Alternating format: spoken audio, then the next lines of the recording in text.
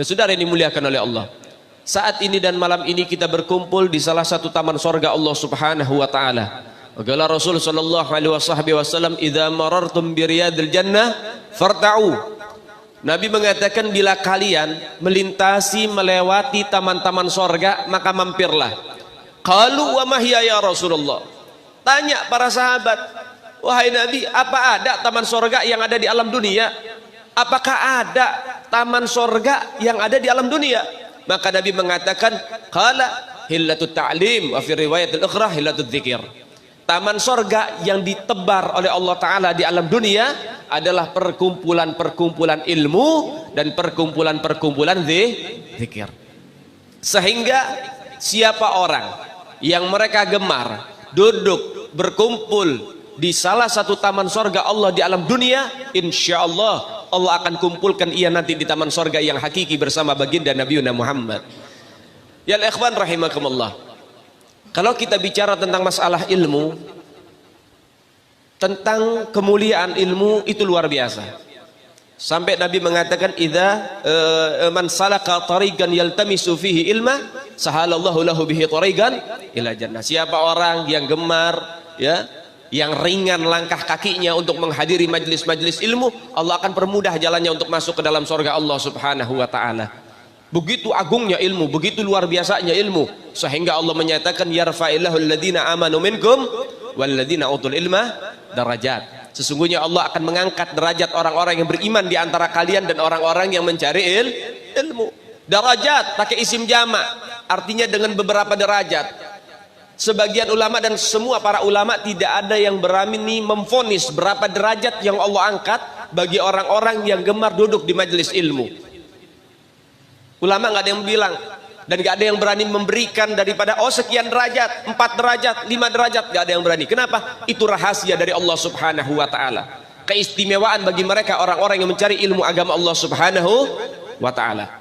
Namun kita bisa mengambil patokan, sehingga Sayyidina Abdullah bin Abbas beliau mengatakan, baina darajatain, di antara derajat pertama untuk mencapai dalam derajat yang kedua, hamsamiyah sanawat bil ibadah, maka dia harus tempuh dengan cara ibadah selama 500 tahun.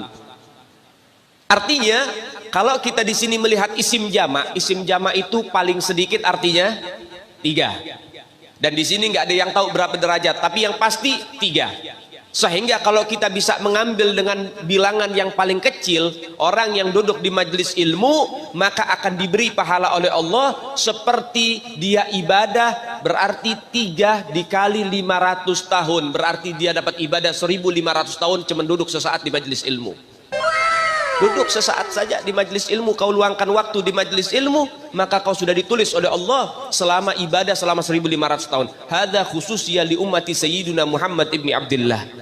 Ini keistimewaan bagi umat baginda Nabi Muhammad sallallahu alaihi wasallam. Di dalam kitab Nawadir karya Al-Imam Ahmad Syihabuddin, di situ ada salah satu kisah menarik.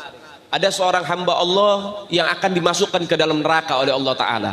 Begitu banyak maksiatnya, luar biasa. Kemudian Allah panggil malaikat Jibril, wahai Jibril datang kemari. Datang malaikat Jibril diperintah oleh Allah, wahai Jibril tanyakan kepada si fulan hambaku ini, tanyakan dia, apakah dia ini ulama apa bukan? Pertama, apakah namanya seperti nama para ulama? Apakah dia keturunan ulama? Mungkin ayahnya atau kakeknya atau buyutnya ada enggak ulama? Apakah dia pernah duduk bersama ulama? Apakah dia cinta terhadap para ulama? Apakah dia ini pernah makan dan minum bareng bersama para ulama? Tanyakan sama itu orang. Datang malaikat Jibril, tanya kepada si fulan, wahai fulan, beberapa pertanyaan diajukan kepadamu dari Allah Ta'ala. Pertanyaan ini. Apa jawabannya? La ya Jibril, tidak, saya bukan ulama, gak pernah hadir majelis, gak pernah duduk sama ulama, gak pernah makan sama ulama, nama saya tidak seperti nama para ulama, saya bukan keturunan ulama, dan lain sebagainya. Datang malaikat Jibril kepada Allah Ta'ala dan mengatakan, ya Rabbi, walaupun saya tidak mempertanyakan kepada si hamba, tapi engkau ini pasti mengetahui apa jawabannya, karena sesungguhnya engkau ini adalah zat yang maha mengetahui. Kemudian akhirnya apa? Sesungguhnya hambamu mengatakan enggak ya Allah, tidak ya Rabb. Baik, wahai Jibril tanya lagi pertanyaan terakhir. Apa? apakah dia cinta terhadap seseorang yang seseorang itu cinta terhadap ulama? Artinya punya sahabat yang cinta sama ulama enggak? Punya daripada teman yang cinta sama ulama enggak? Tanyain. Datang malaikat Jibril tanya, kamu punya teman, punya sahabat yang cinta dengan ulama? Maka orang ini mengatakan, na'am ya Jibril, iya. Saya dulu di masa hidup saya punya teman. Saya punya sahabat karib. Sahabat saya ini suka hadir majelis-majelis. Sahabat saya ini cinta sama para ulama. Apa kata Allah? Wahai Jibril, cintanya dia kepada sahabatnya yang sahabatnya cinta terhadap ulama cukup menjadi alasan bagiku untuk mengampuni semua kesalahannya. Saat ini pindahkan dia, masukkan ke dalam sorga. Cinta sama para ulama pakai wasilah itu bisa jadi satu kabar gembira, bisa masuk ke dalam sorga. Apalagi bila kita cinta langsung kepada para ulama. Apalagi kita punya anak ulama. Apalagi kita di sini menjadi para pecinta ulama. Bahkan apalagi kalau kita dicintai sama ulamanya. Jadi kalau seorang murid cinta sama guru itu biasa. Tapi kalau seorang guru cinta terhadap muridnya itu baru luar biasa. Seorang murid cinta sama guru itu hal yang wajar, itu hal yang wajib, yang pasti. Tapi ketika nama si murid ada di hati guru, berarti itu murid luar biasa di hadapan gurunya. Sehingga kita harus bagaimana caranya cinta terhadap guru kita, dan kita harus berbagai macam cara untuk bisa mendapatkan cinta dari guru kita. Al-Imam Syekh Abdul Qadir Al-Jailani, beliau itu dulu begitu tabah dan sabar terhadap gurunya, sampai hampir setiap hari digoda sama gurunya, diceburin ke sungai waktu di masa-masa dingin. Tetap gak jadi masalah, tetap beliau cinta sama gurunya, ta'zim sama gurunya dan lain sebagainya, menghormati gurunya. Mungkin kalau anak murid zaman sekarang kalau diuji sama gurunya udah ngambek duluan.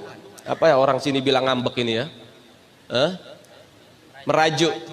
Wah, rada-rada Malaysia nih bahasa Upin Ipin. Ya, mungkin sudah merajuk dia.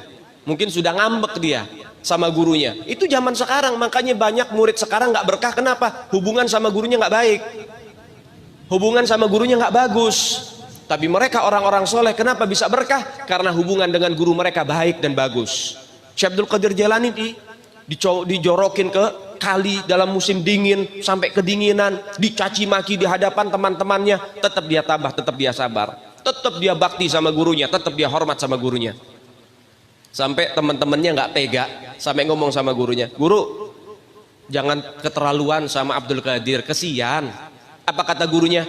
Wahai muridku, ketahuilah Abdul Qadir adalah muridku yang paling aku sayang, dan aku sedang membantu dia untuk supaya cepat menjadi wali min auliyaillah.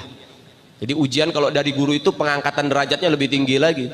Al-Habib Abdullah bin Umar bin Yahya punya guru namanya Habib Abdullah bin Tahir. Satu ketika Habib Abdullah bin Tahir datang ke rumah Habib Abdullah bin Umar bin Yahya. Hei Abdullah, saya pengen ke kamar mandi, siapin sendal. Baik guru, disiapin sendal yang terbaik, sendal bagus, ditaruh, kemudian dipakai sama gurunya, masuk kamar mandi, kemudian berwudu. Itu guru keluar kamar mandi, sendalnya dilepas. Setelah sendal itu dilepas, berpisah dengan kaki gurunya oleh Habib Abdullah bin Umar bin Yahya, itu sendal diambil, bekas airnya diusap ke wajahnya, kemudian sendal itu diciumi, ditaruh plastik, ditaruh di dalam lemari, dan sampai dia meninggal nggak pernah dipakai itu sendal karena bekas gurunya. Sehingga dengan hal itu Al-Habib Abdullah bin Umar bin Yahya menjadi wali min auliyaillah yang betul-betul mendapatkan maratib yang tinggi di sisi Allah Subhanahu wa taala. Itu mereka orang-orang soleh, hubungan dengan gurunya baik. Sehingga ayo, oleh sebab itu saudara yang dimuliakan oleh Allah, perbaiki hubungan kita dengan para ulama, perbaiki hubungan kita dengan majelis-majelis ilmu, khususnya orang tua zaman sekarang.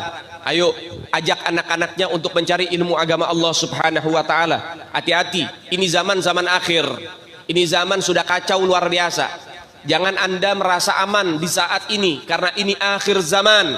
Wa gharibus saah. Sekarang ini udah dekat kiamat. Sampai para ulama mengatakan laulal ilma wal ulama fannas kal bahaim. Kalau bukan karena ilmu dan para ulama, manusia sudah kayak binatang. Balhum adol, bahkan lebih bejat, lebih berat, lebih biadab dari binatang.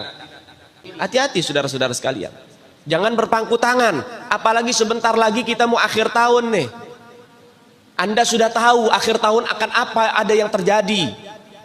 Banyaknya nanti wanita-wanita bakal dirusak nanti zaman sekarang. Dan kalau sudah banyaknya kemaksiatan yang sudah merajalela, apa kata Sayyidina Ali bin Abi Thalib? Nuzilul bala bi kathrati taubah di kathratil ma'asi wa dzunub. Diturunkan bala dan musibah karena banyaknya yang namanya dosa yang sudah merajalela. Hati-hati, jaga anak-anak kalian.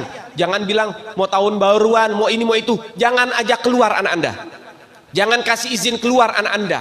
Di saat-saat itu banyaknya manusia pada bermaksiat, ajak keluar keluarga anda baca ratib al-attas, ratib al-haddad, baca daripada ayat Al-Quran Allah subhanahu wa ta'ala. Ajak mereka mendekatkan diri kepada Allah subhanahu wa ta'ala. Jaga dan lindungi keluarga kita daripada kemaksiatan, saudara sekalian.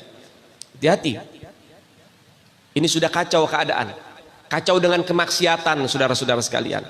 Maka oleh sebab itu kita butuh dengan para ulama. Nih kalau nggak ada ulama kita nggak ada yang nuntun. Kalau nggak ada ulama kita udah rusak semua, saudara sekalian. Lebih-lebih kalau nggak ada ahlul bait Nabi Muhammad. Hati-hati saudara. Kita para habaib, kita para duriat Nabi Muhammad datang ke Indonesia, masuk ke negeri-negeri, masuk ke pelosok-pelosok bukan untuk mencari pangkat dan jabatan. Kami datang ke masjid-masjid bukan untuk mencari harta dan juga daripada popularitas. Kami datang ke tempat-tempat antum semua bukan untuk mencari penghormatan, saudara sekalian. Enggak, tapi kami ingin melayani umat baginda Nabi Muhammad. Kalian ini tuan saya ini pelayan anda. Kenapa demikian? Karena ini didikan baginda Nabi Muhammad. Ini didikan Rasulullah. Kami yang melayani anda. Dengan cara apa kami melayani anda? Mengajak anda dekat dengan baginda Nabi Muhammad, mengajak anda dekat dengan Rasulullah. Yang belum dekat sama Nabi kita kenalkan sama Nabi. Yang belum suka sholawat kita ajarkan biar cinta dengan sholawat. Kita didik satu demi satu untuk cinta dengan baginda Nabi Muhammad. Peranan para habaib ini luar biasa, saudara. Jangan dipandang remeh, jangan dipandang sepele. Hati-hati. Mereka itu anak cucu Nabi Muhammad. Mereka titipan Rasulullah. Yang namanya titipan pasti bakal ditanyain lagi sampai nanti sama Nabi Muhammad. Nanti datang kita di hari kiamat, datang ya Rasulullah, sekarang saya ini bingung, pengen minta syafaat pertolongan. Nabi tanya, baik wahai umatku, saya kasih kamu pertolongan, tapi saya ingin tanya dulu, amanat saya dijaga enggak? Titipan saya dijaga enggak? Apa itu ya Rasulullah? Apa Nabi bilang dalam hadis? Taraktukum tsaqalain, kitaballah wa itrati. Saya tinggalkan dua pusaka, yaitu apa? Al-Quran dan juga anak keturunanku. Idza tamassaktum bihima, kalau kamu pegangi keduanya dengan sebenar-benarnya, kamu tidak akan pernah sesat selama-lamanya. Itu jaminan dari baginda Nabi Muhammad. Berapa banyak dzurriyyat Nabi Muhammad yang telantar di luar sana Anda tidak mau tahu.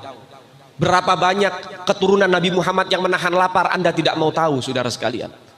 Dulu di zaman Al-Imam Syekh Zakaria Al-Ansari, seorang mufti besar, ulama besar. Beliau itu Syekh Khusuyu, guru di atas guru. Ini kalau udah Syekh Khusuyu berarti yang ngaji bukan orang biasa. Yang ngaji itu pakar-pakar, mufti-mufti. Itu Syekh Zakaria Al-Ansari, dulu itu beliau adalah mufti besar. Lalu kemudian apa yang terjadi? Ketika beliau sedang ngajar begini, membahas masalah ahkam syariah, kemudian datang satu perempuan. Satu perempuan datang, teruskan apa jangan? Baik. Datang satu perempuan kepada beliau. Ketika datang ketuk pintu, beliau lagi ngajar sama murid-muridnya. Dibuka pintunya. Waalaikumsalam warahmatullahi wabarakatuh. Perempuan sudah tua. Kemudian akhirnya apa? Tanya Syekh Zakaria Al-Ansari, ada hajat apa? Kemudian ini perempuan bilang, wahai Syekh Zakaria Al-Ansari, saya datang kemari untuk meminta zakat. Saya minta zakat ke sini. Saya adalah dzurriyyat Nabi Muhammad. Saya seorang syarifah. Saya dzurriyyat Nabi. Saya minta zakat. Apa kata Syekh Zakaria Al-Ansari? Zakat gak boleh buat keluarga Nabi. Zakat itu diharamkan buat keturunannya Rasulullah. Gak boleh nerima zakat keturunan Nabi Muhammad. Zakat itu adalah harta kotor. Keturunan Nabi ini disucikan oleh Allah dan nasnya diabadikan di dalam Al-Quran. Yutahhirkum tathira. Gak boleh zakat. Makanya kita kalau pengen berakhlak sama keluarga Nabi jangan kasih zakat. Kasih apa? Kasih hadiah. Jangan kasih infak sedekah, kasih hadiah kepada mereka. Pahalanya jauh lebih besar daripada zakat dan infak kepada keluarga baginda Nabi Muhammad. Gak boleh kamu nerima zakat, kata Syekh Zakaria Al-Ansari. Apa kata ini syarifah? Wahai Syekh Zakaria Al-Ansari, kenapa saya tidak boleh zakat? Ya kata Syekh Zakaria, karena diharamkan oleh Nabi Muhammad Shallallahu Alaihi Wasallam. Kemudian ini Syarifah bicara, saya punya 4 anak yatim di rumah, nggak ada yang ngasih saya sebutir nasi. Mana umat Nabi Muhammad yang bicara cinta kepada Nabi Muhammad? Mana mereka yang mengharap syafaat? Saya punya kakek, tapi mereka telantarkan anak cucu baginda Nabi Muhammad. Anak saya 3 hari belum makan, mereka anak yatim kelaparan. Saya tidak punya apa-apa dan aku adalah seorang wanita. Nangis Syekh Zakaria Al-Ansari. Mendengar jawaban demikian, kenapa? Di zaman beliau saja keturunan Nabi Muhammad banyak diacuhkan sama umat. Di zaman beliau saja umatnya Rasulullah sudah nggak peduli sama keluarga baginda Nabi Muhammad. Apa yang terjadi?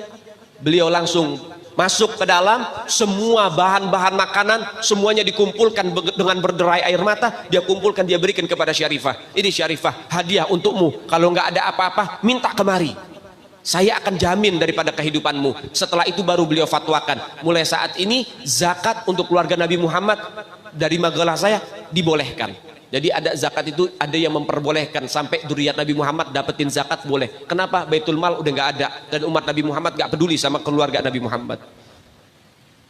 Ya Allah, sekarang saya pengen tanya, Nabi Muhammad kalau ada di tengah-tengah kalian, kemudian Nabi Muhammad ngelihat dan menyaksikan kalian nggak peduli sama keluarga Nabi Muhammad, kira-kira reaksi Nabi Muhammad bagaimana kepada kalian? Tinggal Anda bayangkan saja sendiri. Enggak, habaib datang ke Indonesia bukan untuk melas. Kami enggak diajarkan minta-minta, saudara. Jangan khawatir. Habaib datang ke Indonesia bukan untuk meraup daripada harta, enggak. Kami tidak mencari jabatan, enggak. Kenapa? Itu bukan didikan dari keluarga kami.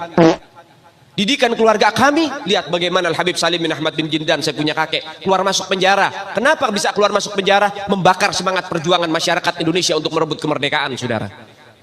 Al-Habib Ali bin Abdurrahman Al-Habsyi Kuitang, beliau yang memfatwakan ketika tanggal 17 Agustus Soekarno membacakan teks proklamasi mendeklarasi daripada kemerdekaan Indonesia. Beliau di hari Jumat itu, ba'da Jumat beliau fatwakan, sekarang saya fatwakan setiap tanggal 17 Agustus wajib pasang bendera merah putih di rumah-rumah kalian. Siapa yang nyuruh? Itu fatwa Habib Ali bin Abdurrahman Al-Habsyi Kuitang.